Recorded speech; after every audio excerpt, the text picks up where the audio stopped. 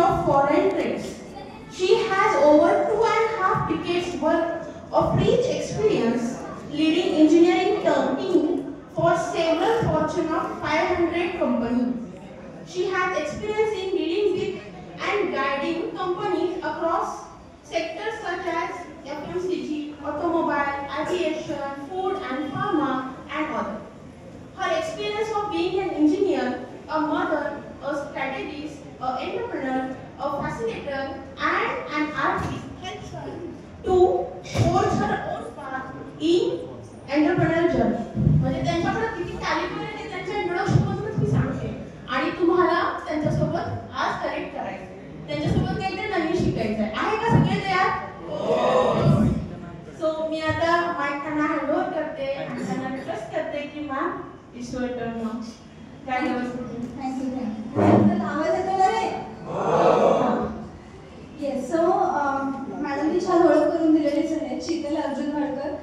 सगळ्यात गंमत अशी आहे की ती माझी खूप चांगली मैत्रीण आहे, त्यामुळे मी आवाज वगैरे म्हणणं अपेक्षित असतं, पण माझी जीभ काही रेटणार नाहीये, कारण आम्ही खूप वर्ष एकत्र काम करायला सुरुवात केली आणि नंतर मजा लागली, मैत्री झाली. मॅडमनी बाकीचं इंट्रोडक्शन दिलंच आहे, थोडंसं ऍड करते. सगळ्यात पहिली गोष्ट म्हणजे कालच मॅडमना रोटरीचा नवदुर्गा अवॉर्ड मिळालेला आहे.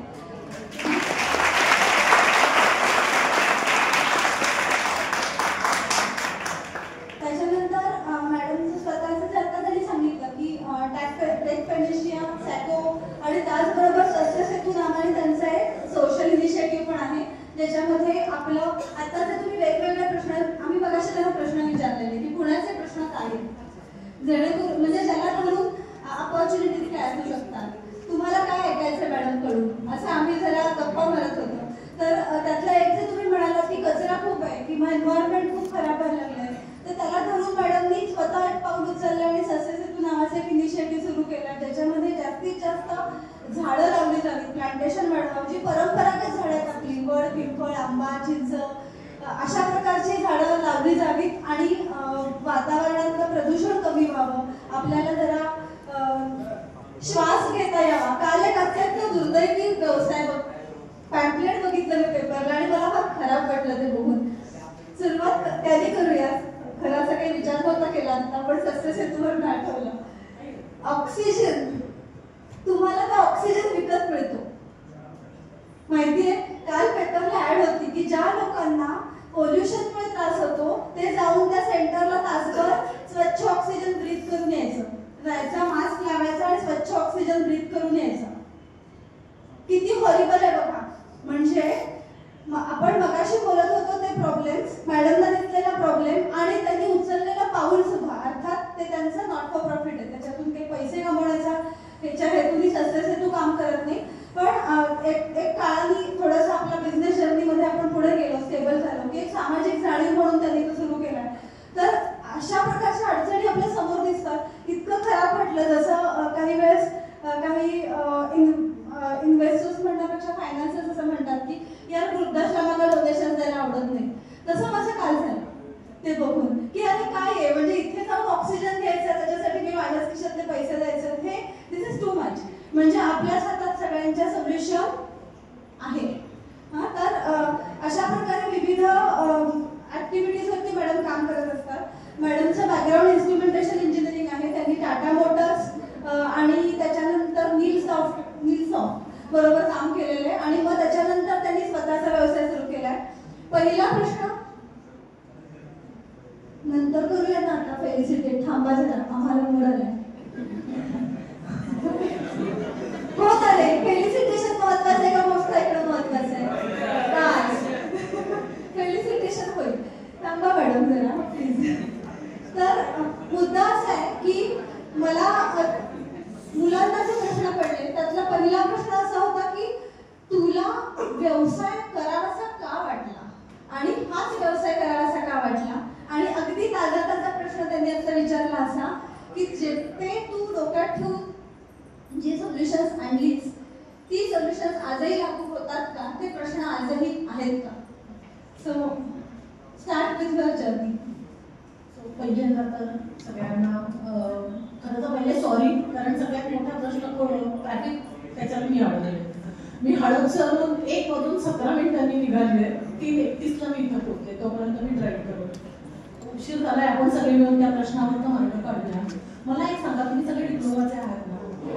इथं मला असं वाटतं की मी बोलणार, तुम्ही ऐकणार, त्याच्यापेक्षा आपण थोडंसं इंटरॅक्टिव्ह करूया. कारण असे प्लॅटफॉर्म जर मी कॉलेजमध्ये असताना मला मिळाले असते तर मी कुठे गेले असते.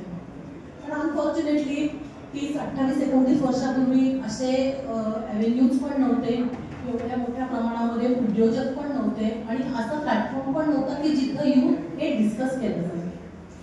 आता वैशालीने प्रश्न विचारला की मी बिझनेसमध्ये का आले किंवा मी जो काही बिझनेस करतोय ती काळाची गरज आजही आहे का? तर मी सुद्धा खूप लहान गावातून आलेली आहे. म्हणजे महाराष्ट्राच्या नकाशावर जरी शोधलं तरी ते गाव नाही, इतक्या लहान गावातून मी आलेली आहे. मी आदिवासी बॅकग्राऊंडमधून आलेली आहे. माझं पूर्ण शिक्षण मराठी मीडियममध्ये झालेलं आहे. आणि तुम्हाला सांगू का की म्हणजे तुम्ही अत्यंत सिन्सिअरली आहे का गप्पा तुम्ही नंतर मारा, मी खूप लांब तुमच्याशी बोलण्यासाठी म्हणून आलेली आहे. प्रत्येक टप्प्यावर ना आपल्या जवळची लोक आपल्याला सांगत असतात तुला काय जमणार नाही, तुला हे जमणार नाही. तुम्ही लक्षात घ्या, तो सगळ्यात मोठा तुमच्यासाठी फीडबॅक असतो, तुम्ही काय करू शकता. कारण लोकांनी ऑलरेडी सांगितलेलं असतं. मला सांगितलं होतं तुला हे जमणार नाही, मी ते करू लागलो. तुला इंग्लिश जमणार नाही, माझे 2 पासपोर्ट फक्त अमेरिकेला जाऊन संपलेले. तुला टीम लीड करता येणार नाही, मी 350 लोकांची 350 इंजिनियर्सना घेऊन मी काम केलेलं आहे. तुला कंपनी काढता येणार नाही, मी 10 वर्षात 4 कंपन्या काढलेल्या आहेत. तुला हे करता येणार नाही, तुला ते करता येणार नाही. मला तर कोणी सांगितलं मी तर सुरूच होते. ओके, आता प्रत्येक टप्प्यावर ना आपल्याला पॉइंटर्स मिळत असतात. जसं आता वैशालीने ऑक्सिजनचं सांगितलं. तुम्हाला माहिती आहे का, सध्या ऑक्सिजन पार्क नावाची एक कन्सेप्ट आलेली आहे. 50 रुपये तास. सगळा एक असा एरिया डिफाईन केलेला असतो आणि ज्याला कोणाला ऑक्सिजन कमी पडतो तो 50 रुपये देतो आणि तिथं जाऊन बसतो. मग आपण रोज सकाळी इतकं ग्रेटफुल असलं पाहिजे की आपण व्यवस्थित आहोत, आपल्याला व्यवस्थित कळतंय, आपण अशा ठिकाणी आहोत की आपली बोललेली भाषा लोकांना कळतीये. मग आपण ग्रेटफुल आहोत का आपल्या डिक्शनरीत? मी जेव्हा हे माझ्या रुटीनमध्ये जेव्हा ॲड केलं, मी तुम्हाला सांगते खूप ऑपॉर्च्युनिटीज वाढायला लागल्या. मी बेसिकली इन्स्ट्रुमेंटेशनमध्ये इंजिनिअरिंग केलं आणि इंजिनिअरिंग केल्यानंतर सुरुवातीला जसे सगळे स्ट्रगल करतात तसं स्ट्रगल करत करत करत मी टाटा मोटर्सला आले. टाटा मोटर्सला शॉप फ्लोअरवर काम करताना मी जेव्हा काम करत होते तेव्हा मी सुधा मूर्तीनंतर काम करणारी मी दुसरी लेडी इंजिनियर होते जिने फ्लोअरवर काम केलं. आता शॉप फ्लोअरवर काम करताना नुसतं तसं सोपं आहे का? तुम्ही कुठलीही वस्तू घ्या, ती वस्तू जेव्हा तयार होते म्हणजे त्याच्या मागे खूप मोठी प्रोसेस असते. मग तुम्ही इलेक्ट्रॉनिक कॉम्पोनंट घ्या, तुम्ही ज्या गाड्यांमध्ये बसतात त्या गाड्या घ्या, तुम्ही जे खाताय, तुम्ही जे कपडे घालताय, या सगळ्यांच्या मागे खूप मोठी प्रोसेस असते. मग तुम्ही तर पहिले डिप्लोमा इंजिनिअरिंगची मुलं आहेत. मी स्वतः इंजिनिअरिंगला का गेले सांगते. माझ्याकडे 3 जनरेशन सगळे डॉक्टर्स आहेत. पण मी जेव्हा एकदा पुण्याला आले होते तेव्हा एका गाडीवर पूर्वी स्टिकर लावायचे बघ, डॉक्टर्सचा असेल तर प्लस असतो, त्या एका गाडीवर स्टिकर लिहिलेला होता इंजिनियर मेक द वर्ल्ड. आम्ही म्हटलं अरे वा, हे जर आपण करत असतो तर आपण इंजिनिअरिंगच करायचं. आणि मी सगळ्या घरच्यांचा विरोध एका बाजूला ठेवला आणि मी इंजिनिअरिंग केलं. आणि मला आता 28 वर्ष झाली. मी तुम्हाला सांगते मी श्वास इंजिनिअरिंगचा घेते, मी जपते इंजिनिअरिंग. माझं एवढं डीप पॅशन आहे इंजिनिअरिंग. जेव्हा तुम्ही शिकत असता, तुम्ही घरातनं बाहेर पडता, तुम्ही सकाळी उठल्यापासून रात्री झोपेपर्यंत अनेक बिझनेस ऑपॉर्च्युनिटीज आपल्याला दिसत असतात. त्या स्ट्राईक होतात का आपल्याला? त्या स्ट्राईक कधी होतील? जेव्हा तुम्ही त्या रस्त्याने जायला लागाल. म्हणजे मला जर लक्ष्मी रोडला जायचं असेल तर मी आजूबाजूच्या रस्त्याचा अभ्यास करेन ना, ट्रॅफिक आहे नाही आहे. मग तसंच जर मला बिझनेस करायचा असेल तर मला थोडासा अभ्यास करायला पाहिजे की कुठल्या देशात काय चालतंय. म्हणजे मला एखादी गोष्ट जर भारतात विकायची आहे आणि आपले काय म्हणतात त्याला पॉलिसीजमध्ये जर ते बसत नसेल तर तुम्ही प्रॉडक्ट आणून चालेल का? तर मला माझ्या देशाची ग्रोथ कशात आहे, माझ्या इथला यूथ काय बनतो आहे, माझ्या इथली जिओग्राफिकल कंडिशन काय आहे, त्याच्याप्रमाणे काय लागणार हे बघायला पाहिजे. सो मी सुद्धा 2015 पर्यंत नॉर्थ अमेरिकन आणि युरोपियन मार्केट बघत होते. आणि फॉर्च्यून 500 कंपनीज आहेत, लिस्टेड कंपन्या असतात की ज्या पूर्ण जगामध्ये राज्य करत असतात इन टर्म्स ऑफ मनी. त्या कंपन्यांबरोबरचं काम केलं. म्हणजे मी टाटा मोटर्सलाही काम केलं, मी फॉर्च्यून 500 कंपनी, मग तुम्ही प्रॉक्टर अँड गॅम्बल घ्या, किंबर्ले क्लार्क घ्या, मॅकनेल, जॉन्सन अँड जॉन्सन, 3M तर तुम्हाला माहिती असेल ॲडेसिव्ह स्टिकर्स करणारी कंपनी आहे. या कंपन्या आहेत या काही डायरेक्टली प्रॉडक्ट मॅन्युफॅक्चर करतात. काही कंपन्या दुसऱ्या कंपन्यांसाठी प्रॉडक्ट तयार करतात. त्याला FMCG मार्केट म्हणतात, फास्ट मुव्हिंग कन्झ्युमर गुड्स. म्हणजे आता आपल्याकडे पतंजली आहे. तुम्हाला काय वाटतं पतंजली स्वतः सगळे प्रॉडक्ट करतं का? ते कॉन्ट्रॅक्ट मॅन्युफॅक्चरिंग करतात की तुझ्याकडे मी माझं सिक्रेट देणार टूथपेस्टचं, त्याच्यातनं दंतकांती तयार होते, कोणीतरी तेल तयार करतं. आता ही आपल्याकडे जेव्हा हा विचार आला, हे कधी सुरू झालं? 2014-15 नंतर मेक इन इंडिया, मग त्याच्यानंतर मॅग्नेटिक महाराष्ट्र हे कॅम्पेन आहे. तर ह्याच्यातनं आपली गव्हर्नमेंटच्या ज्या पॉलिसीज होत्या त्या अशा पद्धतीने डिफाईन केल्या होत्या की आपण बाहेरच्या क्लायंट्सला इंडियामध्ये अट्रॅक्ट करत होतो. तोपर्यंत इंडियाकडे बघायचं जगाचा दृष्टिकोन बदलला होता. म्हणजे मी 2008ला फर्स्ट टाइम जेव्हा US ला गेले, तोपर्यंत अगदी अनफॉर्च्युनेट गोष्ट आहे ही, पण मला ती तुम्हाला सांगायला पाहिजे, कारण आपण सोशल मीडियावर काय टाकतो याच्यावर लोक आपलं इम्प्रेशन्स तयार करत असतात. तर मी जेव्हा फर्स्ट टाइम गेले होते तोपर्यंत डिस्कवरीवर आपले काहीतरी 2-3च व्हिडिओज असायचे. एक म्हणजे खूप माकडं आहेत कुठल्या तरी एका गावामध्ये, तिथे रस्त्यावर माकडं आहेत, मंदिरात माकडं आहेत, अजून एक कुठलं तरी गाव आहे तिथे साप आहे. त्यामुळे मी ज्याच्याबरोबर काम करत होते त्याला असं वाटत होतं की मी असं सापांमधून रस्ता काढत चालते. मी म्हटलं असं नाहीये भारत, तुम्हाला जे काही दिसतंय ते हाफकोप दिसतंय. म्हणजे तुम्ही जंगलात गेला तरी सुद्धा परिस्थिती तशी नाहीये. त्यामुळे आपण कशा पद्धतीने काय टाकतोय, तुम्हाला तरुण मुलांना, माझी मुलगी पण आलेली आहे, माझं सगळ्यांना सांगणं आहे की सगळ्या सोशल मीडियाला मेमरी असते. तुम्हाला जर काय आज टाकलंय विसरून गेला नाही, हिस्ट्री परत येत असते. त्यामुळे सोशल मीडियावर तुम्ही तुमच्याबद्दल, तुमच्या ब्रँडबद्दल काय टाकताय ती काळजी घेतली पाहिजे. सो समवेअर अराउंड 2014-15ला ना खूप मॅग्नेटिक महाराष्ट्र आणि मेक इन इंडिया कॅम्पेन चालू झाला, वेगवेगळ्या गव्हर्नमेंटच्या पॉलिसीज केल्या. त्यावेळेला असा विचार आला की आपल्याकडे काही गॅप्स आहेत आणि अनफॉर्च्युनेटली आपल्या गॅप्स फॉर्च्युनेटली फॉर्च्यून 500 कंपन्यांच्या त्या स्ट्रेंथ्स होत्या. त्याच्यामुळे मला असं वाटलं की ह्या स्ट्रेंथ ज्याच्यावर मी 8-10 वर्ष हँड्स ऑन काम केलेलं आहे, हे जर आपण आपल्याकडे आणू शकलो तर ह्याच्यातनं फायदा होऊ शकेल. अजून 1-2 मिनिट त्याच्यातलं बोलते. तुम्ही ऑटोकॅड वापरता? ऑटोकॅड काय 2D आहे, X आणि Y आहे, X आणि Y, त्याच्यात Z ॲक्सिस आहे का? आता ही जर फ्लोअर हाईट 15 फूट असेल आणि मला इथे एक मशीन ठेवायचं आहे, त्या मशीनवरनं पाईपलाईन्स येणार आहे, तर तुम्हाला 2 डायमेन्शन मधून कळेल का ते? पण ते जर तुम्ही 3D केलं तर तुम्हाला काय कळेल की त्या मशीनचं फाउंडेशन 1 फुटाचं आहे, मशीनची हाईट 6 फुटाची आहे. त्याच्यापेक्षा जास्त असेल तर माणूस नाही काम करू शकत ना. आपली नॉर्मल हाईट किती आहे? आपण काही 7 फुटी नाही आहोत. आणि त्याच्यावरनं जर हॉट वॉटर येणार असेल आणि तिथून कुठे इलेक्ट्रिकलचं काही जाणार असेल तर तुम्हाला ते कसं कळणार?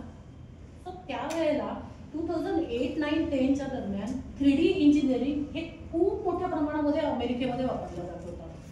म्हणजे कुठलाही प्रोसेस प्लांट असेल तर त्याचं 3D मॉडेल तयार करायचं आणि ते 3D मॉडेल तयार केल्यानंतर तुम्हाला कळतं त्याची हाईट किती आहे, तुम्हाला केबल्स लागणार आहेत तर किती लागणार आहेत, तुम्हाला वायर्स लागणार आहेत तर किती लागणार आहेत. सो मला त्यावेळेला जेव्हा मी टाटा मोटर्सला काम करत होते तेव्हा मला असं लक्षात आलं की ही गॅप दिसते की ॲक्युरेट बिल ऑफ मटेरियल न मिळाल्यामुळे सुद्धा प्रोजेक्टची कॉस्ट वाढली. सो समवेअर अराउंड 2013-14 पासून मी अभ्यास जेव्हा करत होते तेव्हा मी 2015ला माझी कंपनी काढू शकले. पण मग पहिल्यांदा तू कुठले प्रोडक्ट्स किंवा सर्व्हिसेस मार्केटमध्ये आणलीस? खूप छान प्रश्न आहे हा. मी तुम्हाला काही पॉइंटर्स देते, हे पॉइंटर्स तुम्ही लक्षात ठेवा. जग आहे की नाही आपण 2 प्रकारामध्ये डिवाइड करूया. एक जो आहे ना तो मास नावाचा प्रकार आहे आणि एक म्हणजे क्लास प्रकार आहे. क्लासेसमध्ये ऑपरेट करतो म्हणजे काय की समजा माझा एखादा प्रॉडक्ट असेल त्याची किंमतच 1 कोटी असेल तर मला सांगा मी इथे रस्त्यावर भरून तो प्रॉडक्ट विकू शकेन का? मला 1 कोटीचा जर माझा एखादा प्रॉडक्ट विकायचा असेल तर मला तसं मार्केट शोधायला पाहिजे.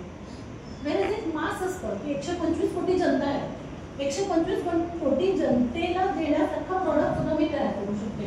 तर जेव्हा मी म्हणते की मी कंपनी काढायच्या आधी 2 वर्ष अभ्यास केला तर मला सगळ्यात पहिला अभ्यास वैशाली मला मार्केट सेगमेंटेशन करायला लागलं. जेव्हा मी मार्केट सेगमेंटेशन करते तेव्हा माझी प्रॉफिटेबिलिटी मला मिळते.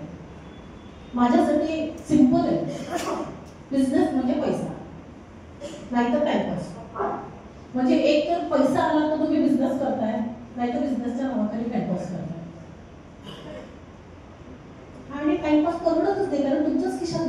असतं ते. त्यामुळे 2 वर्ष मी जे म्हणतीये ते 2 वर्ष तुम्हाला येणारे आउट तयार करण्यासाठी लागतात. मग त्याच्यामध्ये तुम्ही प्रॉडक्ट द्यायचा आहे, तुम्ही सर्व्हिस द्यायची आहे, तुम्ही मासेसना विकायचं आहे, तुम्ही क्लासला विकायचं आहे, हे त्याच्यातनं ठरतं. एक तुम्हाला मी पॅरेटोस लॉ सांगते. 80-20 म्हणून एक लॉ आहे. आज तुम्हाला मी जर विचारलं की भारतातले 3 उद्योजक असे सांगा की जे इकॉनॉमी जी आहे आपली सगळी ती इकॉनॉमी ड्राईव्ह करताय, कोण आहेत ते? कंपन्या सांगा, उद्योजक सांगा. ओके, बरोबर. आता हे जे 3-4 बिझनेस हाऊसेस आहेत ते किती % ड्राईव्ह करतायत बिझनेस माहितीये तुम्हाला?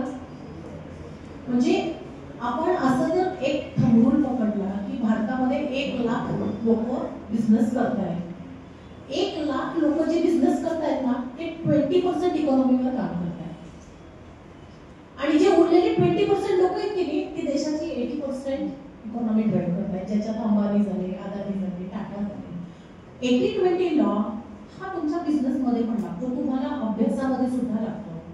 तुम्ही जेव्हा 100% सिलेबसची तयारी करता तर त्याच्यात तुम्हाला माहिती असतं ना मोस्ट इम्पॉर्टंट क्वेश्चन्स कुठले आपण डे टू डे लाईफमध्ये पण वापरतो. पण जेव्हा हा बिझनेस पर्स्पेक्टिव्ह येतो तिथं हा 80-20 रूल आलाच पाहिजे की मी माझा प्रयत्न असा असतो 20% एफर्ट्स करायचे, 80% कमवायचे.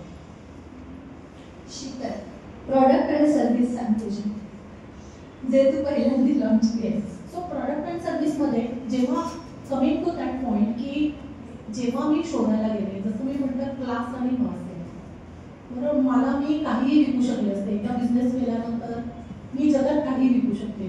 पण मला तेव्हा लक्षात असं आलं, म्हणजे पॉईंटर्स कसे मिळतात. मी एक छोटीशी गोष्ट सांगेन. मी आणि माझा बिझनेस पार्टनर आम्ही जर्मनीला गेलो होतो आणि तिथं ड्युरासेल कंपनीच्या बरोबर आमची मीटिंग होती आणि असंच त्यांनी इंडियन फूड, इंडियन कल्चर अशी चर्चा सुरू झाल्यावर त्यांनी सांगितलं आय लव्ह बार्बेक्यू नेशन. आणि आम्हाला खूप भारी वाटलं की अरे वा यांना आवडलं ते. पण तो म्हणला की मला तिथल्या वासाचा त्रास होतो. म्हणजे आम्हाला तो खूप आवडतात जे सगळे वास येतात ते. तर त्यांनी सांगितलं की परदेशामध्ये कुठलीही एअर आहे ना डायरेक्ट तुम्ही वेंट आउट नाही करू शकत. म्हणजे ती स्वयंपाकातली असेल, इंडस्ट्रीतली असेल किंवा हॉस्पिटलमधली असेल, ती तुम्हाला फिल्टर करायला लागते आणि ते फिल्टर केल्यानंतरच तुम्ही हवेत सोडतात. त्यामुळे या देशामध्ये पोल्युशन होते. मग मला पोल्युशन हा पॉइंटर मिळाला आणि त्या पोल्युशन पॉइंटरचा मी येऊन अभ्यास केला. त्याच्यावर मी 6 महिने अभ्यास केला की आपल्याकडे नक्की काय परिस्थिती. ॲज अ नेचर ना आपली हेल्दी पर्सनॅलिटी आहे. त्यामुळे कोविडमध्ये पण बघितलं असेल आपल्याला खूप कमी त्रास झाला कारण आपण काहीही सहन करू शकतो. पण देर आर सर्टन ॲप्लिकेशन्स की जिथं तुम्हाला डस्ट फ्री एन्व्हायरमेंट लागतो. सो हा अभ्यास जेव्हा केला त्याच्यानंतर लक्षात आलं की अशा ॲप्लिकेशन्स कुठे आहेत तर जिथं इलेक्ट्रॉनिक कॉम्पोनंट तयार होतात की जिथं अजिबात धूळ चालत नाही, जिथं ऑर्गन ट्रान्सप्लांट होतात, एका शरीरातला अवयव काढून दुसऱ्या शरीरात टाकला जातो, तिथं तुम्हाला कुठेही धूळ चालत नाही. तुम्ही घरामध्ये पेंटिंग केल्यानंतर बघितलं असेल भिंतीवर असे बबल्स आलेले दिसतात. आपल्या घरात चालतं कारण आपलं घर आहे. पण तेच बबल जर कुठल्या ऑटोमोटिव्ह पार्टनर आले तर त्या गाड्या रिजेक्ट होतात. म्हणजे माझ्यासाठी पेंट इंडस्ट्री ही 3री इंडस्ट्री आहे. 4थी इंडस्ट्री दिसली की फार्मास्युटिकल. तुम्ही आज डोळे झाकून क्रोसिन घेताय, तुम्हाला माहिती का ती क्रोसिन कुठे तयार होते. तर त्याच्यासाठी जे एन्व्हायरमेंट लागतं मला लक्षात आलं की हा माझ्यासाठी एरिया असा आहे की जो भारताची गरज आहे. आपल्याकडे फारसा अवेअरनेस नाही आहे आणि येत्या काळामध्ये हा मोठा होऊ शकेल. म्हणून मी तो प्रॉडक्ट डिझाईन केला. माझ्या प्रॉडक्टचं नाव आहे air magic. So we play around air. आणि आता प्रश्न आला सर्व्हिसचा. बिझनेसमध्ये तुम्हाला बॅलन्स ठेवायला लागतो, पैशाचा फ्लो मेंटेन करायला. जड होत आहे का नाही ना, कळतंय तुम्हाला? ओके. आता ह्याच्यामध्ये प्रॉडक्ट आणि सर्व्हिसचं कॉम्बिनेशन कसं करायला लागतं. जेव्हा मी माझा एअर मॅजिक प्रॉडक्ट विकते त्याच वेळेला मी 3 वर्षाची AMC घेऊन येते. म्हणजे मी ज्यांना कोणाला प्रॉडक्ट देते तो मला विसरत नाही कारण पुढचे 3 वर्ष त्याच्या सगळ्या प्रॉडक्टचा मेंटेनन्स मी करत असते. 3 वर्षानंतर तो एक्सपान्शन करतो, मग मी परत नव्याने त्याच्याकडे जाते, मग मी नव्याने करते, मी परत त्याच्याकडनं पुढची AMC घेते. सो मला असं वाटतं की प्रॉडक्ट आणि सर्व्हिसेसचं कॉम्बिनेशन अशा पद्धतीने जर केलं गेले तर ते तुम्हाला लॉंग लास्टिंग इम्पॅक्ट देतं. दुसरी गोष्ट, त्याच्यावर जास्त तुम्हाला परमिटेशन कॉम्बिनेशन करायला लागत नाही, कारण तो तुमचा एस्टॅब्लिश पोर्टफोलिओ होतो. बरोबर. सो या क्षेत्रात जेव्हा तू उतरलीस, म्हणजे पोल्युशन फ्री एन्व्हायरमेंट जिथे जिथे लागतं ती वर्कस्पेस तयार करून देणं, आणि आता तर तू त्या क्षेत्रामध्ये मेंटरिंग पण करतेस किंवा पण इथे शिकत असताना मला नेहमी बेसिक प्रश्न पडतो आणि इंजिनिअरिंगच्या मुलांच्या मनात ते प्रश्न असतात, म्हणून मला हा प्रश्न विचारावा वाटतो. टेक्निकल लोक हे जेव्हा बिझनेस करतात तेव्हा टेकी असतात, नॉर्ड म्हणतात बघा, तुम्ही नॉर्ड म्हणतात, नर्ड आहे म्हणतात मुलं, नर्ड आहे म्हणतात ना. सो म्हणजे काय, तुम्ही टेकी असता पण बिझनेस साईड, त्याचं जे फायनान्स साईड आहे, त्याची अकाउंटिंग साईड आहे, त्याची कंप्लायन्स साईड आहे, कॅश फ्लो म्हणजे काय, बॅलन्स शीट म्हणजे काय, अशा खूप भीती वाटणाऱ्या काय जार्गन्स अंगावरती येऊन पडतात आपल्या, आणि त्याच्यातून आपली सुटका तर होत नाही, आपल्याला ते करायला तर लागतंच.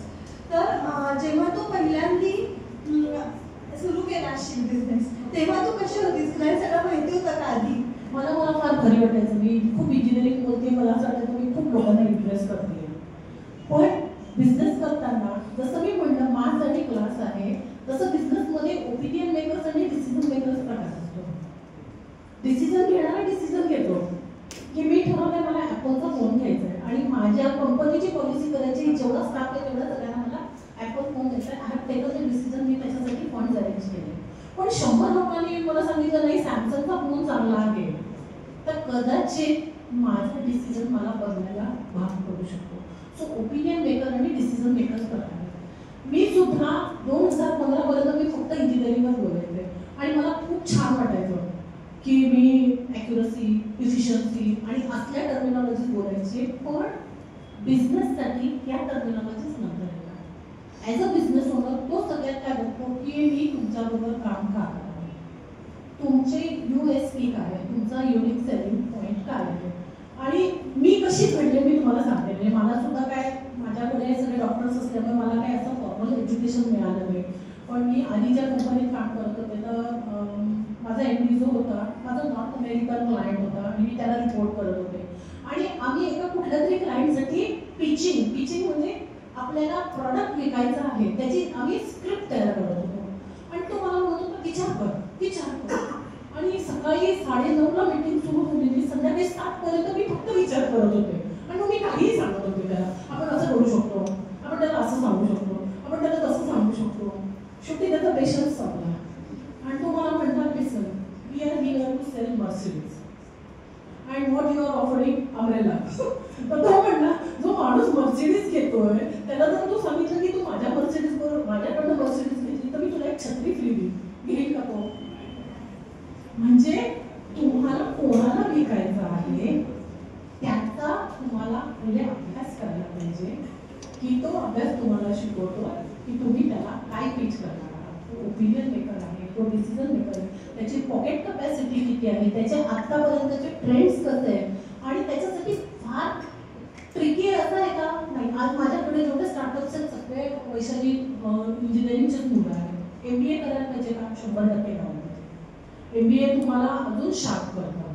म्हणजे इंजिनिअरिंग तर ते कोणी डिनाय करू शकत नाही, पण इंजिनिअरिंग प्लस MBA हे डेडली कॉम्बिनेशन आहे. त्यामुळे स्वॉट अनालिसिस शब्द ऐकलाय तुम्ही? स्वॉट, स्ट्रेंथ, विकनेस, अपॉर्च्युनिटी आणि थ्रेट्स. तर मला माझ्या स्ट्रेंथ्स माहिती आहेत, मी काय काय करू शकते, पण फक्त आपल्यालाच माहिती असतं की आपल्याला काय नाही करता येत. मग मला जर अमेरिकन क्लायंट बरोबर काम करायचं असेल आणि मी जर म्हणलं की मला इंग्लिशच येत नाही, रस्ता बंद झाला. मला जर जर्मन्स बरोबर काम करायचं असेल तर मला थोडी तरी निदान आईस ब्रेकिंग जर्मन तरी बोलता आली पाहिजे. मी जेव्हा फर्स्ट टाइम US ला गेले, आम्ही एक पोहोचलो तिथं आणि त्यांनी मला सांगितलं see you tomorrow 3:30 AM in the factory. 3:30 वाजता सगळी फॅक्टरीत म्हणून त्यांनी सांगितलं. आपल्याकडे कल्पना आहे का 3:30 वाजता आपण फॅक्टरीत जातो? म्हणजे मला असं वाटतंय की टेक्नॉलॉजी असू दे, बॅकग्राऊंड जरी असली की नाही, तर क्लायंट कोण आहे त्याच्याप्रमाणे अडॅप्टेबल होणं अत्यंत गरजेचं आहे. या सगळ्यामध्ये जे जनरली बोललं जातं की जेव्हा तुमचा व्यवसायाचा जर्नी चालू होतं तेव्हा सगळ्यात महत्त्वाचं आहे ते म्हणजे सेल्स स्किल्स. तर तू कुठेतरी पहिल्यांदा डिझाईनवरती काम करत होतीस किंवा प्रॉपर टेक्निकल प्रोडक्टवरती काम करत होतीस आणि जेव्हा तू नंतर स्वतःचं सुरू केलं तेव्हा मी फक्त सुरू करत नाही, मी पापड विकू किंवा तुझ्या इतकी मोठी टेक्नॉलॉजी विकू, विकायची मलाच आहे. मी नुसती टेक्नॉलॉजी बनवून चालत नाही, ती मला विकायची. तर ती विकता यावी ह्यासाठीचे जे स्किल्स आहेत, सेल्फ स्किल्स आहेत, ते काही पहिल्यापासून आपल्याकडे सगळ्यांकडेच असतात असं नाही. तुझा अनुभव कसा होता आणि ते स्टेप बाय स्टेप ग्रुप व्हावेत किंवा शार्पन व्हावेत, अजून चांगले व्हावेत. कारण सुरुवातीला आपण छोटे छोटे प्रोजेक्ट घेतो, हळूहळू लाडत चढत जातो. सो तुझा सेल्फ स्किल्स मधला अनुभव सांग किंवा एखादं असं तू नाव नको सांगू कंपन्यांचं हवं तर, पण एकदम कठीण होतं क्रॅक करायला डील आणि तू ते क्रॅक करूनच आलीस, असे कधी गोष्ट झाला? म्हणजे मी 5 कंपन्यांबरोबर काम नाही केलं, मी 2च कंपन्यांबरोबर काम केलं, पण मी लॉंगर ड्युरेशनसाठी केलं. मी टाटा मोटर्समध्ये होते आणि त्याच्यानंतर एक इंडियन मल्टीनॅशनल कंपनी आहे, तिथं मी 8 वर्ष होते. पण या कंपन्यांमध्ये चांगला ब्रेक मिळणं का गरजेचं आहे, कारण त्या तुम्हाला त्यांचं कल्चर आणि व्हॅल्यूज सगळं शिकवतात. म्हणजे टाटामध्ये काम केल्यानंतर तुम्ही सांगते की Tata is in my DNA, म्हणजे नाही, काही गोष्टी not acceptable is not acceptable. तर मी जेव्हा इंजिनिअरिंग केलं मी डिस्टिंक्शन होल्डर होते. त्याच्यानंतर मी जिथं गेले मी तिथं रँकमध्ये होते आणि मी डिझाईन करत होते. आणि तोपर्यंत मला असं वाटत होतं की मग छान डिझाईन करते, मी कन्व्हेयर्स डिझाईन करते, वेगवेगळे मशीन्स, स्पेशल पर्पज मशीन्स करते, मी नॅनोसाठी मशीन डिझाईन केलं, मी केब्लॉक जो आहे जिथं पॅसेंजर वेसल्स तयार होतात त्याच्यासाठी असेंब्ली लाईन तयार केली.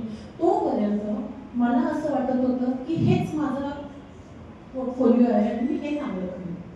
पण जेव्हा आपल्याला प्रश्न पडायला लागतात, तुम्ही खूप लहान आहात वयाने म्हणून तुम्हाला सांगते प्रश्न पडणं चांगलं का आहे. जेव्हा प्रश्न पडायला लागतात ना, तुम्हाला कोणीतरी तुमच्या समोर येतो. मला असं म्हणलं होतं की किती वर्ष डिझाईन करायचं, कारण ना कंपन्या बदलत आहेत ना प्रॉडक्ट बदलत आहे. सिमेंट्सच आहे, सॅमसंगच आहे. तर एक इन्सिडेंट सांगते, म्हणजे टाटा मोटर्समध्ये असतानाच एक तर तिथं महिला लेडी इंजिनियर्स खूप कमी होत्या आणि त्यातल्या काही होत्या त्यांना लिडरशिप रोलसाठी तयार करत होते. तर आमचं एक 2 दिवसाचं वर्कशॉप घेतलं होतं आणि मग त्यांनी आम्हाला काही इमॅजिनरी केस स्टडीज दिलेल्या होत्या. जसं की तुम्ही कंपनीचा CEO आहात, असं काय ना, मी काहीतरी 100 लोक होतो आणि त्याच्यातून फिल्टर होत लोक कमी झाली की तुम्हाला तुम्ही CEO आहात तुमच्या कंपनीचे आणि तुम्हाला तुमची केबिन डिझाईन करायची आहे, तर तुम्ही कशी कराल? त्याच्यात लोकांनी सांगितलं, काहींनी सांगितलं की मला पूर्ण बंद पाहिजे रूम, माझ्या शेजारी मला प्रिंटर पाहिजे, मला व्हाईट लाईट पाहिजे, मला फलाना पाहिजे, मला त्याला. काही लोकांनी सांगितलं मी तर सांगितलं मला काचेची पाहिजे, मला आरपार दिसलं पाहिजे. जेवढं लांब प्रिंटर असेल तेवढं पाहिजे का तुम्ही जाता येता ते करू शकते. तोपर्यंत ह्या माझ्या स्ट्रेंथ आहेत मला माहीत नव्हतं. पण मी जेव्हा ते लिहायला घेतले तेव्हा माझं अनालिसिस त्यांनी सांगितलं यू आर बेसिकली एक्स्ट्रोवर्ट. तू लक्षात घे, कम्युनिकेशन ही तुझी स्ट्रेंथ आहे. तू मशीन डिझाईन करते, तू कन्व्हेयर डिझाईन करते, गुड. पण जर तू ह्याच्यावर काम केलं तर तू कदाचित एक्सेल होऊ शकते. मग हे झालं. मग त्याच्यानंतर दुसऱ्या स्टेजला त्यांनी आम्हाला अजून एक काहीतरी चित्र दाखवलं. म्हणजे जे एक्स्ट्रोवर्ट्स होते त्यांचा एक ग्रुप केला आणि त्या चित्रावरनं त्यांनी सांगितलं स्टोरी तयार करा. एक मार्केटमध्ये इमॅजिनरी स्टोरी सुद्धा चालते, तर तुम्हाला ती विकता आली पाहिजे. मग त्याच्यात लोकांनी स्टोरी केली तर बहुतेक सिनियर सिटीजन राहत आहेत, कारण तिथं एक तांबे आहे, तिथं काहीतरी एक हे आहे. आणि मग त्याच्यानंतरची एक गोष्ट आम्हाला त्यांनी दिली की तुम्हाला अशा ठिकाणी आणलेलं आहे की जिथं कधीही युद्ध होऊ शकतं. युद्धाची अनाउन्समेंट झाल्यानंतर तुमच्याकडे 10 मिनिट्स आहे आणि या काही 50-60 गोष्टी आहेत, त्यातल्या 10 गोष्टी तुम्हाला त्या काय भूमिगत डे नसतं तिथं घेऊन जाता येईल. तर त्या गोष्टींचं तुम्ही लिस्टिंग करा. मग त्याच्यात सगळं होतं, कुंचा, मेणबत्ती, पाणी, ब्लँकेट. आणि मग त्याच्यातनं एका पॉईंटला अराईव्ह व्हायचं होतं. तर मी तुला सांगू का वैशाली, माझ्यामधलं जे ट्रान्सफॉर्मेशन आहे त्याला 100% टाटा आहे की त्यांनी मला विचार करायला भाग पाडलं की मी स्वतःचं काहीतरी करू शकते. त्यावेळेला माझ्या अनेक स्किल्स अशा होत्या की खूप पुअर होत्या, पण ओव्हर द पिरियड एक स्ट्रेंथवर मी विकनेसवर काम करत गेले. तर मला जर कोणी सांगितलं तुझे 50 विकनेस आहे, तर मी काही जादू 50च्या 50ला कन्वर्ट नाही करू शकत. तर आयुष्यामध्ये बिझनेसमध्ये तुम्हाला शॉर्ट टर्म आणि लॉंग टर्म या गोष्टी करल्या पाहिजे. माझं शॉर्ट टर्म गोल काय आहे, लॉंग टर्म गोल काय. मला 2010 पर्यंत US ला जायचं, म्हणजे मला तोपर्यंत माझ्या कम्युनिकेशनवर काम केलं पाहिजे. माझ्या बॉडी लँग्वेजवर काम केलं पाहिजे, मला अजून काय नाही येते ते मला समजून घेतलं पाहिजे. तर असे ना हा एक इन्सिडेंट झाला. त्याच्यानंतर मग मी मल्टीनॅशनल कंपनीत गेले. तोपर्यंत फॉरेनर्स मी फक्त टाटांमधून बघितले होते की आमच्याकडे कोणी कोणी व्हिजिटला येतात, ॲक्च्युली काम करायची वेळ नव्हती आली. मग 6 महिने झाल्यानंतर आमचा एमडी जेव्हा US आला तेव्हा त्याने एक मीटिंग घेतली होती आणि त्याने असं जनरली ओपन करून घेतलं की US क्लायंटबरोबर काम करताना कोणाकोणाला काय काय चॅलेंजेस आहेत ते सांगा, लेट अस डिस्कस दॅट.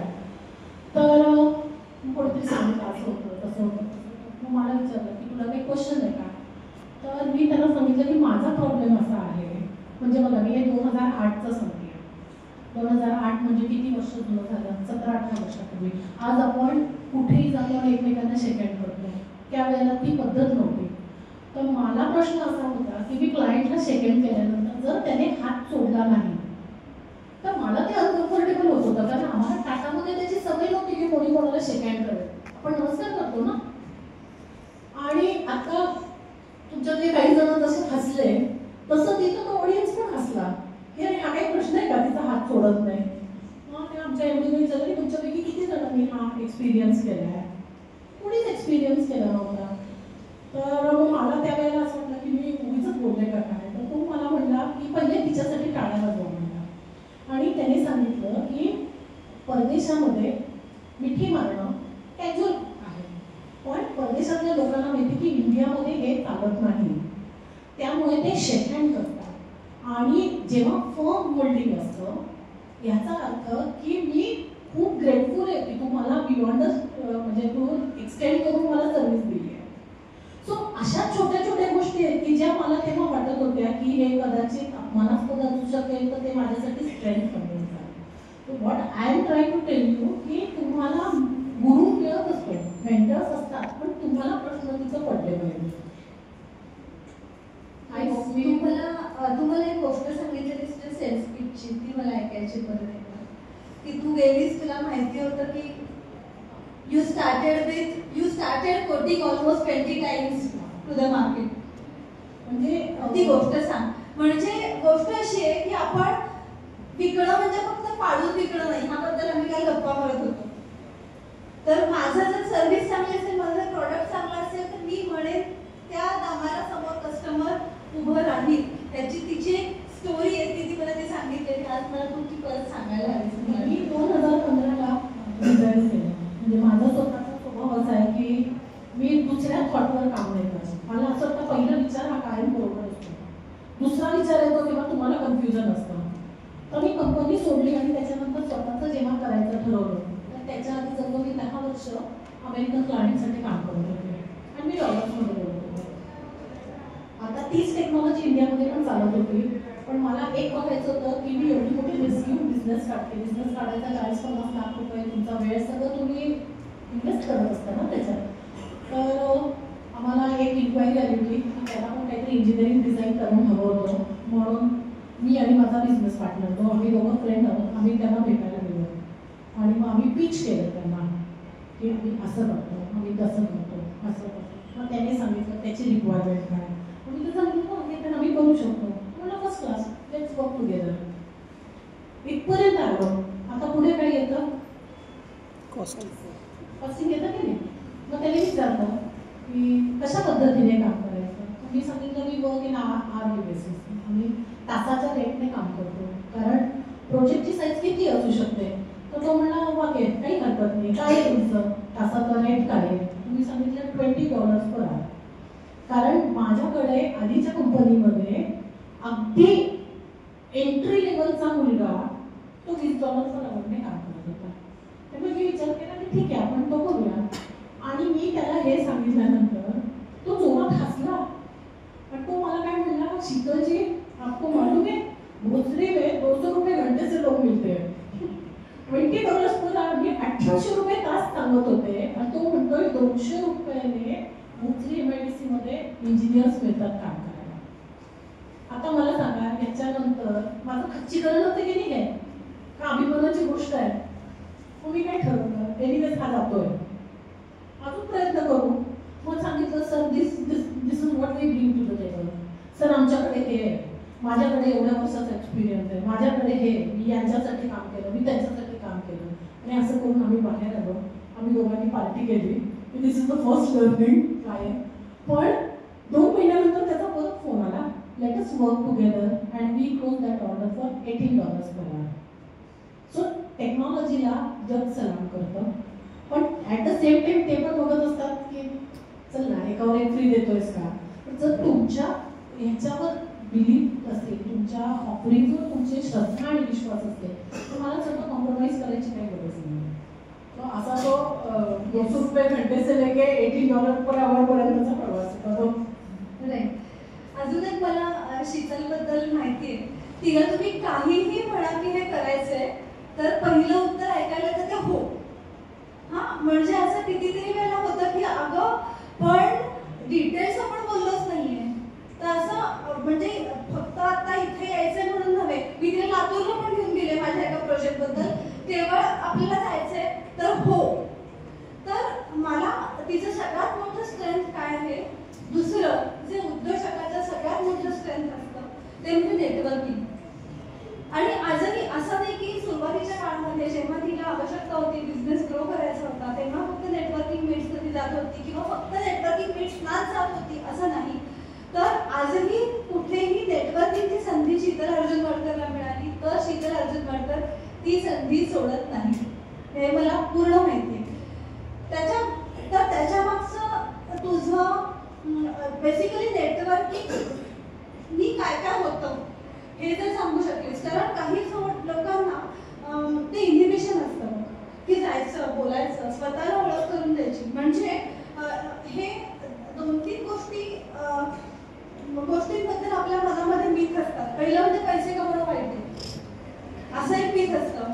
हा दुसरी गोष्ट म्हणजे मी हे केलं, मी वैशाली अपराजित मी हे केलं हे सांगणं वाईट आहे, मी काय करायचं. हा असं एक आपल्याला आपली शिकवण तशी आहे लहानपणा किंवा आपल्या संस्कृतीवर तसं आहे. पण नेटवर्किंग जे स्किल आहे आणि त्यातून जे तुला त्याचे बेनिफिट्स मिळाले त्याबद्दल जर सांगितलंस. आणि अडचणी येतातच नेटवर्किंग सुरुवातीच्या काळामध्ये कोणाही समोर जाऊन बोलण्याची भीती वाटते. तर कसं हे सगळं क्रॅक करायचं याबद्दल एक बोलणार. नेटवर्किंगचा ना सगळ्यात मोठा फायदा जो आहे ते काही नाही करायचं ते तुम्हाला शिकवतो. काय करायचं सांगणारी खूप लोक आहेत ना. तुम्हाला तर मी सांगू का, म्हणजे आताच्या पिढीला तर नेटवर्किंग शिवाय पर्याय नाही. तुम्ही इतके सोशल मीडियावर अवलंबून आहात की इंस्टाग्रामच्या एका रीलने सांगितलं की आज सूर्य इकडे उगवणारे सगळे कॅमेरे घेऊन तिथं जाते. पण तसं नाही आहे. हे इल्युजन्स आहेत. नेटवर्किंग फोरममध्ये मी स्वतः आता माझा स्वतःचा बिझनेस असल्यामुळे मी माझ्या प्रोजेक्टच्या तिकीट साईज, प्रोजेक्टची व्हॅल्यू जी आहे ना त्याला तिकीट साईज म्हणतात. तर माझी स्वतःच्या प्रोजेक्टची तिकीट साईज खूप मोठी आहे. मी करोड्समध्ये काम करतो. मग मला तुम्ही सांगा हे प्रोजेक्ट लवकर कन्वर्ट होतात का? म्हणजे आज माझ्या मनात आलं आणि मी फॅक्टरी बांधली असं होतं का? So this takes time. मग हे डिस्कशन कुठे होतात सगळे? कुठल्या तरी फोरमला होतात ना. कुठले तरी 10 लोक येतात आणि म्हणतात नाही अरे मला चाकणला नको, मला शिक्रापूरला जायला पाहिजे, मला शिक्रापूरला नको, मला रांजणगावला जायचं आहे. हे कुठे डिस्कशन होतात? जिथं डिस्कशन होतात तिथं मी जर बोलते तर मला बिझनेस करता येईल. मग कुठले कम्युनिटीज, कुठले देश हे सगळं ड्राईव्ह करतात. त्यांचे वेगवेगळे चेंबर्स असतात. Indo German chamber of commerce, Indo American chamber of commerce, Indo Japanese chamber of commerce. मग आता नगर रोडला जर जॅपनीज पार्क येणार असेल आणि मला असं वाटतं की माझ्या ऑफरिंग हे जॅपनीज क्लायंटला सूट होत आहे तर मी डेफिनेटली कुठे जायला पाहिजे? जॅपनीज चेंबरला जायला पाहिजे. मग मी समजा 10 पैकी 8 मीटिंग केल्या आणि त्यातल्या 2 मीटिंग जर नाही केल्या तर बाकीची लोक असतात ना ते माझ्या ॲक्सेसमध्ये पिच करतात की नाही शीतलची कंपनी हा प्रॉडक्ट तयार करते, तुम्ही जा. कारण मी किती ठिकाणी पोहोचायचं मला लिमिटेशन आहे. मी बिझनेस माझ्या वयाच्या 40व्या वर्षी सुरू केला, बरोबर. 21व्या वर्षी करणं, 40व्या वर्षी करणं. त्यामुळे मला माझी बिलीफ सिस्टम आणि माझी एक टीम करणं गरजेचं आहे. सो नेटवर्किंगचा सगळ्यात मोठा फायदा काय आहे? तुमच्या ॲब्सेंटिझम मध्ये सुद्धा तुमचा प्रॉडक्ट, तुमची कंपनी आणि तुम्ही चर्चेमध्ये राहता. म्हणजे आज सकाळी मी जी मीटिंग केली, आज सकाळी 7:15 वाजता टीम मीटिंग करून मी आता इथे आलेली आहे. आणि जेवला नाही मी आहे आणि आपल्याला कसे आपले फॉलोअर्स कसे करायचे आहे तर ते फॉलोअर्स तुमच्या पाठीमागे सुद्धा तुमच्याबद्दल चांगलं बोलतील, तुमच्याबद्दल सांगतील. बिझनेस हा वर्ड ऑफ माउथनेच येत असतो. कंटाळवाणं होतंय का? नाही ना. मी माझे पुढचे प्रश्न विचारायच्या आधी मी पॉज घेणार आहे. तुमच्या मनात काही प्रश्न असतील तर ते आधी घेऊया आणि मग मी माझे शेवटचे 1-2 प्रश्न आहेत ते घेऊया.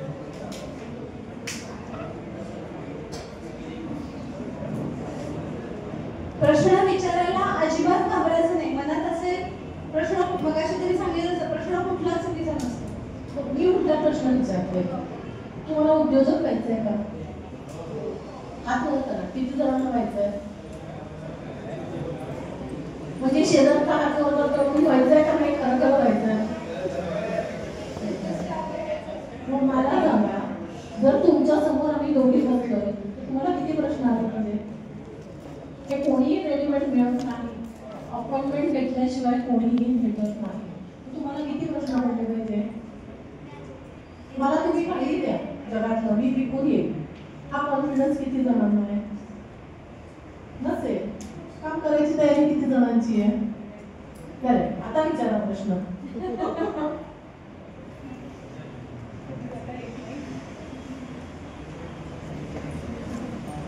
बरेच जणांनी हात वर केले.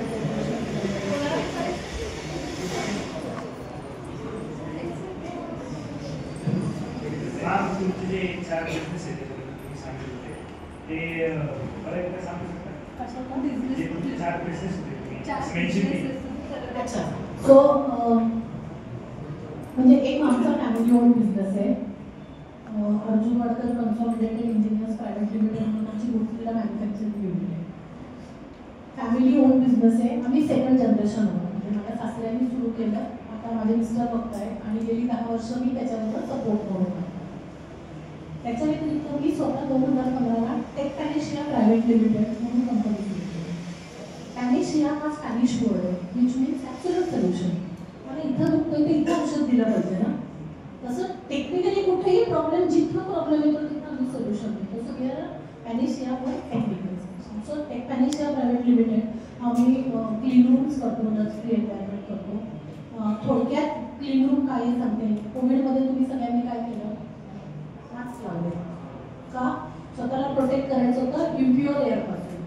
सेम वे ही इम्प्युअर एअर ज्याच्यामध्ये पार्टिकल्स आहेत, ज्याच्यामध्ये डस्ट आहे, ती तुम्हाला इलेक्ट्रॉनिक कॉम्पोनंट मॅन्युफॅक्चर करू देत नाही, औषधं करू देत नाही, ऑपरेशनच्या ठिकाणी करू देत नाही, अशा ठिकाणी सोल्युशन देते. जेव्हा माझे प्रोजेक्ट्स असतात ना, स्लीपलेस नाईट्स असतात.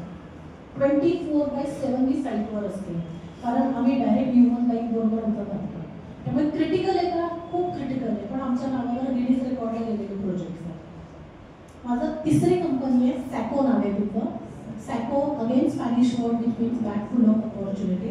तर गेले 10-12 वर्ष मी एंटरप्रेन्योरशिप डेव्हलपमेंटवर काम करते आणि अनेक ऑर्गनायझेशन्स आहेत त्यांच्या स्टार्टअप्सवर मी मेंटर म्हणून आहे. मुलं स्टार्टअप्स घेऊन येतात, समुद्राच्या लाटांपासून काहीतरी करता येईल का? किंवा आता माझ्याकडे नागपूरला एक स्टार्टअप आला होता की सीताफळाचं गर काढून त्याच्या बिया वेगळ्या करायच्या.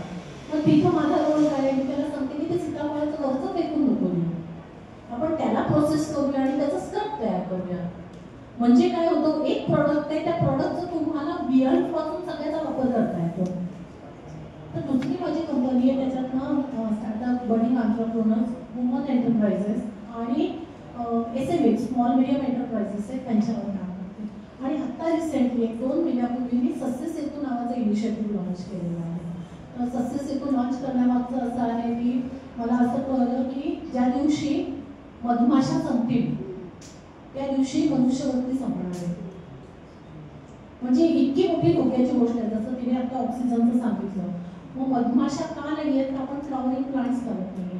आपण काय लावतोय? मनी प्लांट, बांबू ट्री, फेंगशुई.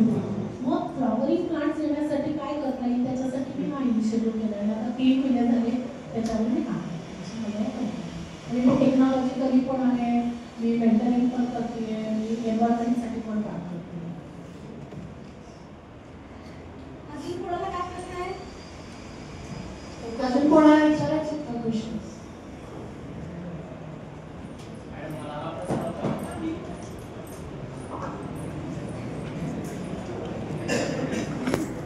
मॅडम मला हा प्रश्न होता की तुम्ही आमच्या एजमध्ये असताना आता काय केलं असतं तर आमच्या पॉईंट आता तुमच्या एजची जेव्हा मी होते गेले मी तर सांगितलं मी तर खूप लहान गावातून आले आणि आता तुमच्याकडे ना फुल फ्लेश फंक्शनल लॅब्स आहेत आमच्याकडे लॅब्स नव्हत्या म्हणजे मी इन्स्ट्रुमेंटेशनमध्ये इंजिनिअरिंग केलेलं आहे तर तुम्ही कशा कुठल्या स्ट्रीमच्या आहेत सगळ्या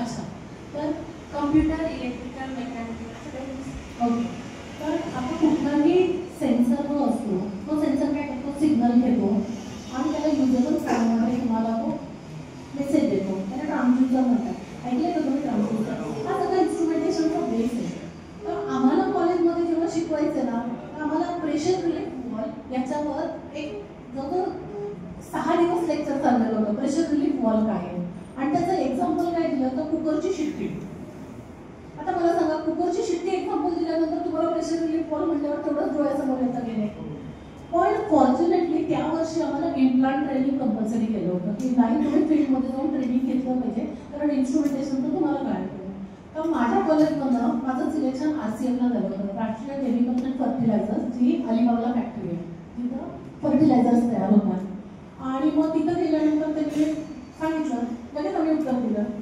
हा ट्रान्सड्यूसर आहे कारण थेरॉटिकली आम्ही तयार होतो मग जेव्हा आम्हाला फील्डमध्ये घेऊन गेले आणि त्यांनी विचारलं इथं तुम्हाला प्रेशर रिलीफ वॉल कुठे दिसतोय का आम्ही केव्हा शोधत होतो तेवढाच माहिती होतं तर ते आम्हाला फील्डमध्ये घेऊन गेले आणि त्यांनी दाखवलं या बिल्डिंगचे 2 मजले तेवढे एवढा मोठा तो प्रेशर रिलीफ वॉल होता जो प्रोसेसचं एक्सेस प्रेशर रिलीफ करत होता आणि त्याची एवढ्या जोरामध्ये ती हवा सुटायची की म्हणजे स्केरी होतं तर त्यांनी आम्हाला सांगितलं असं झालं तर पळू नका नाही तर धडकून कराल तुम्ही तर तो एक पॉईंट आहे की जिथं अकॅडमिक्स आणि फील्ड हे मला तिथं लक्षात आलं की काहीतरी मिसिंग आहे की टेक्नॉलॉजी ज्या पद्धतीने चेंज होते नॉट नेसेसरी सगळ्या गोष्टी अकॅडमिक्समध्ये रिफ्लेक्ट होती मग तुमच्या वयाची असताना मी अशीच होते प्रेशर रिलीफ वॉल असाच बघत होते मग मी फील्डवर जाऊन आले आणि मग माझा पर्स्पेक्टिव्ह बघायला की वॉल्स हे खूप मोठे असतात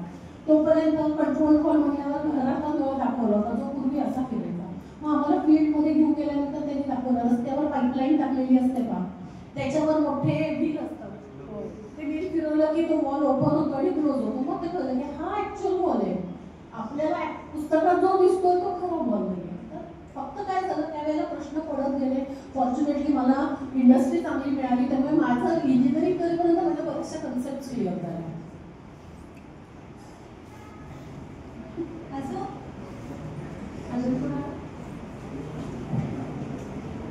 एका टायमिंगला फायनान्शियल प्रॉब्लेम येत असतात बिझनेसला त्या टायमिंगमध्ये तुम्ही कसं हँडल केलं एक नंबर प्रश्न याच्यासाठी टाळावा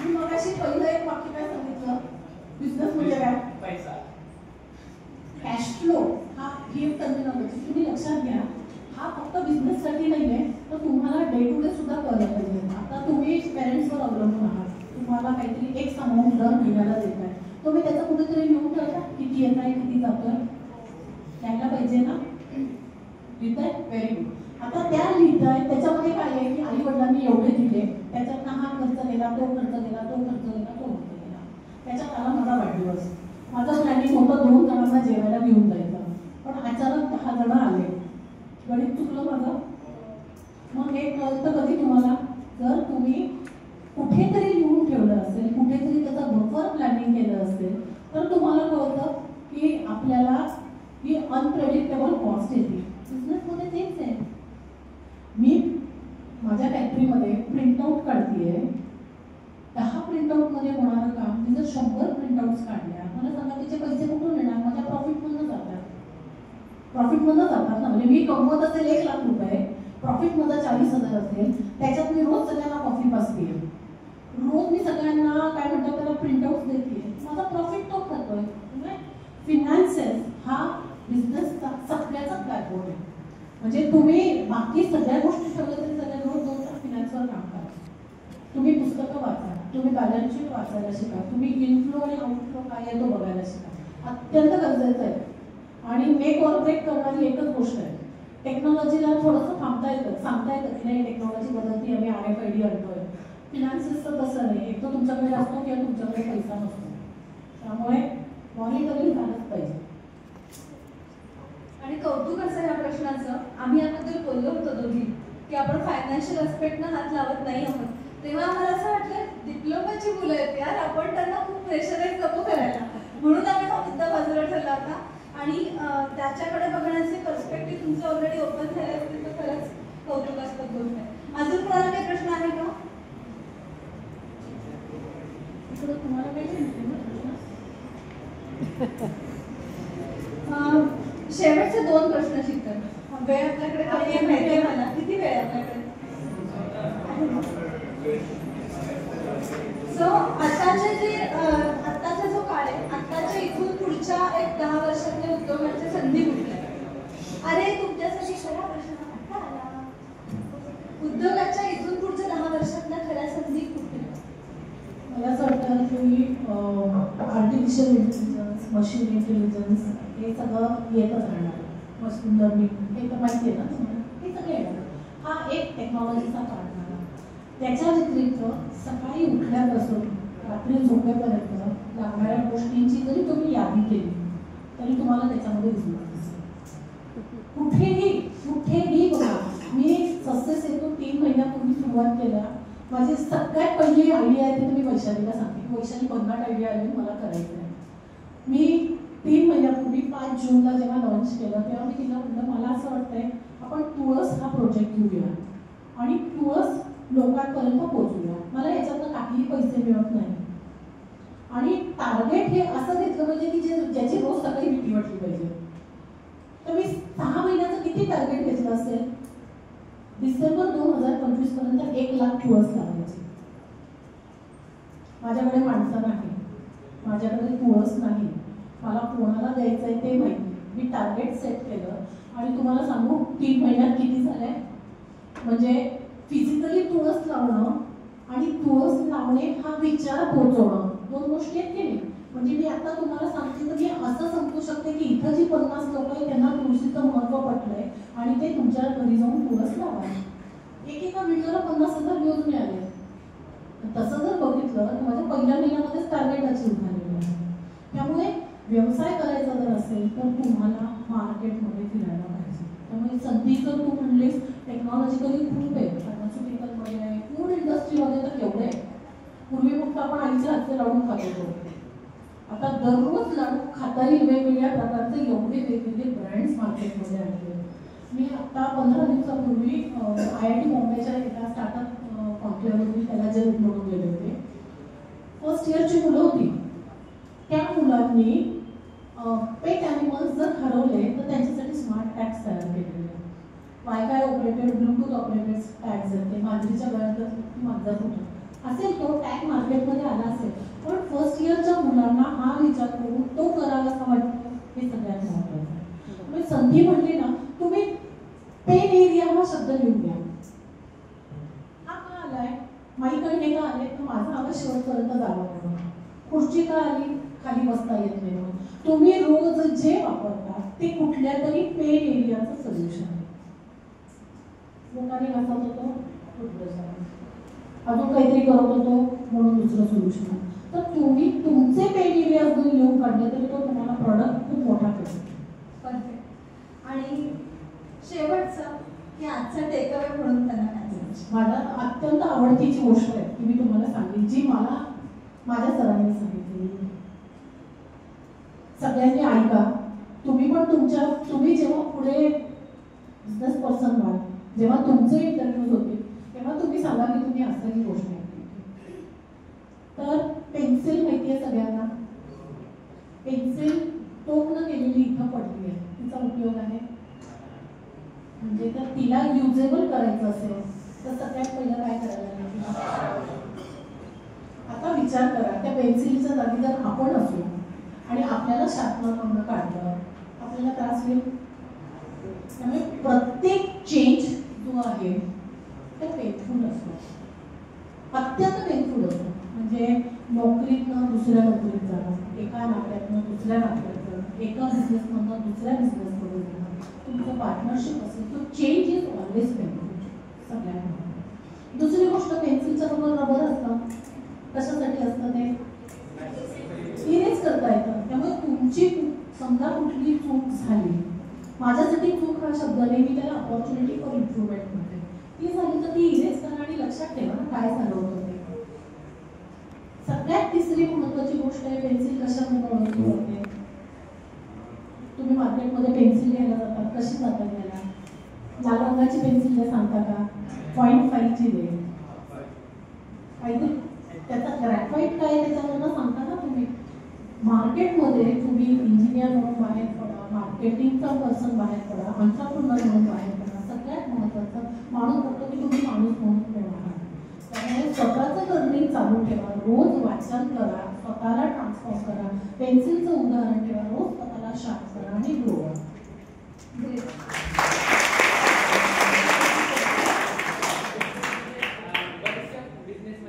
फेल होतं त्या टाइम तुमचं स्टार्टिंगला बिझनेस असेल त्या टाइम तुम्ही फेल त्याला कसं तुम्ही हे केलं? मला सांग फेल होतं म्हणजे काय होतं? आपलं स्पेड कमी झालं नाही. फेल होतं म्हणजे काय होतं? आपली अपेक्षा फुलफिल होते. बरोबर आहे? अपेक्षा फुलफिल कधी होत नाही जेव्हा तुमचे डिझायर आणि त्याच्याशी रिलेटेड ऍक्शन्स आहेत ते मॅच होतात. फेल जरी झालात ना तर आपण बाउन्स बॅक करू शकतो की नाही.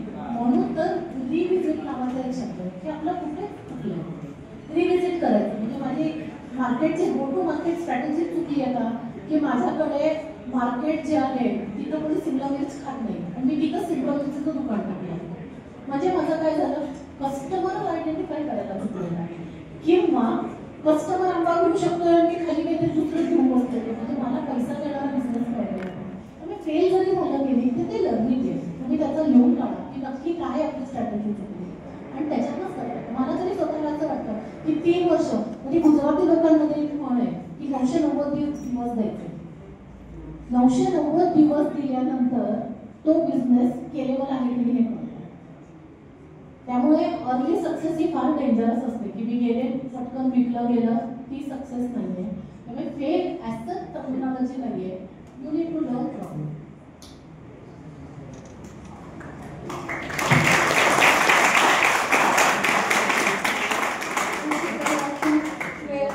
वेळ काढून इथे आलीस आणि सकाळी खरंच 7 वाजल्यापासून बाहेर आहे. खरंच तिला जेवायला वेळ मिळाला नाहीये आणि मला हे गाडीत बसल्यावर कळलं की ती जेवलेली नाहीये. तर थँक्यू सो मच. आणि ऑन बिहाफ ऑफ म्हणजे मी नाही का म्हणत तुमच्या सगळ्यांचे आभार की मला हे सगळं बोलता आलं, तुमच्यामुळे मला बोलते. आणि खरंच सांगते की असं जर मला कोणी माझ्या वेळेला येऊन सांगितलं असताना खरंच सांगते कुठे गेले म्हणजे अजूनही मी करू शकते. पण शेवटी वयाच्या 50व्या वर्षी करायच्या गोष्टी आणि 25ला करायच्या गोष्टी वेगळ्या आहेत. सो तुम्ही याच्यातनं काहीतरी मला जर टेकअवेज मिळालं असेल तर डेफिनेटली तुमच्या ॲक्शन्समध्ये ते तुम्ही आणायचा प्रयत्न करा. थँक्यू.